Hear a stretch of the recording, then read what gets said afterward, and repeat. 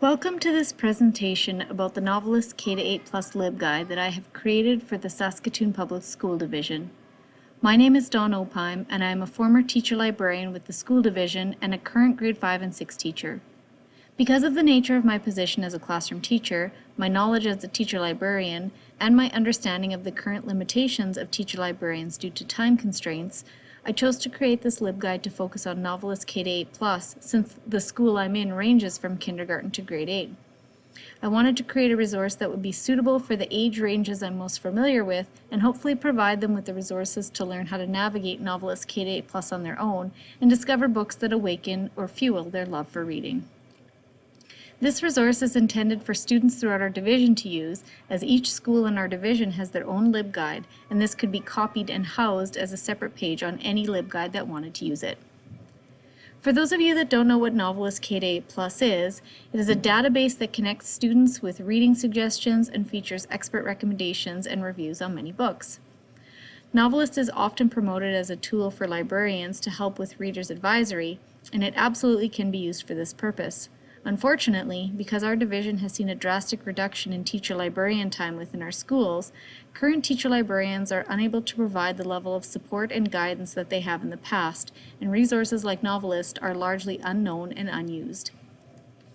The ideal learning outcomes from this LibGuide would be that students from kindergarten to grade 2 would be able to browse confidently around NoveList K-8 Plus and perhaps do some beginner basic searching by typing words into the search box at the top.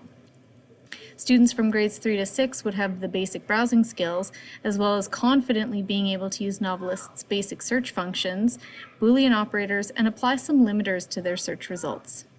Grade 7 and 8 students should be able to use all the previously mentioned skills, as well as be able to use field codes in their advanced searching.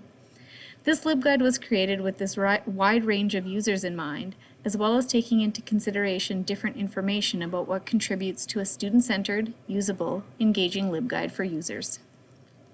While I tried to design my LibGuide with the considerations of what users wanted and how they learned best, there was not a lot of literature available centering around K-12 LibGuides, so I used what I could find from research from academic libraries.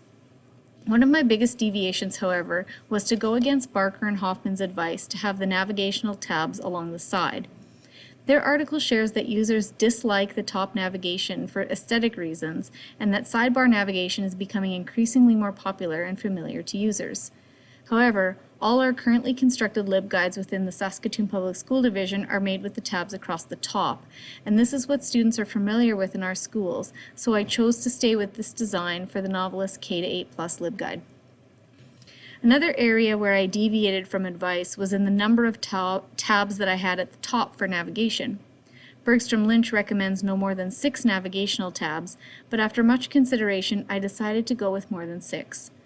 The first reason is that I have a wide range of ability levels to reach with this guide, so I felt that a wider range of searching options would be best. I also went with more pages to keep the amount of information shorter on each page, so as not to lose learners. In addition, 3 of the tabs are not really informational tabs. One is the home page, one is how to log in, and one is for feedback. I feel that the decision for more tabs was ultimately a good one in the end, as many articles mention not to overwhelm users with too much information per page. While I didn't have to learn a lot about the actual creation of LibGuides, since I've done it before, though a long time ago, I did learn an immense amount about how to create effective LibGuides from research done in academic settings. One piece of research I took heavily into consideration from Barker and Hoffman was that students prefer 2-column layout and that sidebars aren't often looked at, so I concentrated on having a 25-75 2-column layout, with most of the information in the larger box and supplementary information in the sidebar. Barker and Hoffman also discovered that most users did not pay as much attention to information on the left-hand side of the page, so I put the more important information on the right side, even though that went against my instincts, and it also sometimes mixed up the layout of how I wanted things to be read. For example, on the field codes page, the main box is called field codes, which is on the right, and the other box is called other field codes, which is on the left. However, using this two-column layout pretty consistently throughout the LibGuide also helps to reduce the clutter and reinforce the clean and simple layout design that Bergstrom-Lynch stresses that users prefer. Juan's article brought up some other interesting points about my viewpoint on LibGuides as an older person versus younger students with the same information. My generation is more used to text-based internet features, whereas the younger generation is not, so I tried to make sure that I kept my written explanations as brief as possible and in bullet points. And I also provided multiple other sources of learning like visuals, videos, and games. Adding these alternate ways of learning the same information is important for the vast differences in learning abilities from kindergarten to grade 8. But it also allowed me to incorporate Almeida's and Title's findings that users prefer some interactive elements to their LibGuides, no matter how small. One of the other important things I learned while creating this LibGuide is that it's difficult to find pre-made information and videos explaining simple concepts like what NoveList K-8 Plus actually is, as well as a simple video to explain how to browse through NoveList K-8 Plus.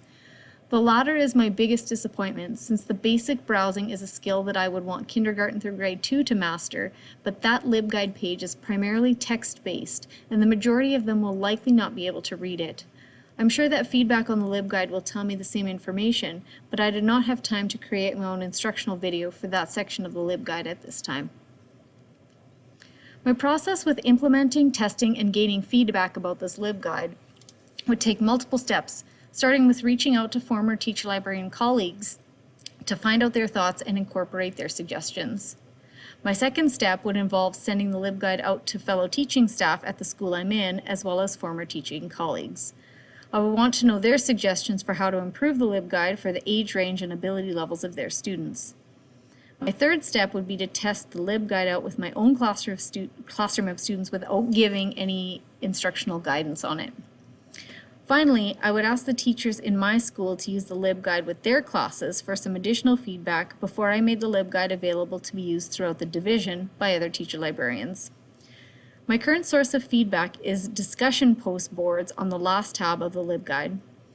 I debated for a long time whether I wanted discussion boards or poll type feedback, and ultimately decided that while poll type feedback is quicker and easier, I did not want to constrain or limit feedback with the poll-based choice options, and I thought that discussion posts would be richer and more meaningful. I am confident that this LibGuide will be a valuable and easily maintained resource for teacher librarians throughout our division to help students independently find their next exciting read. Please feel free to contact me with any questions or feedback. You can find my contact information underneath the video. Thanks so much for tuning in, and see you next time.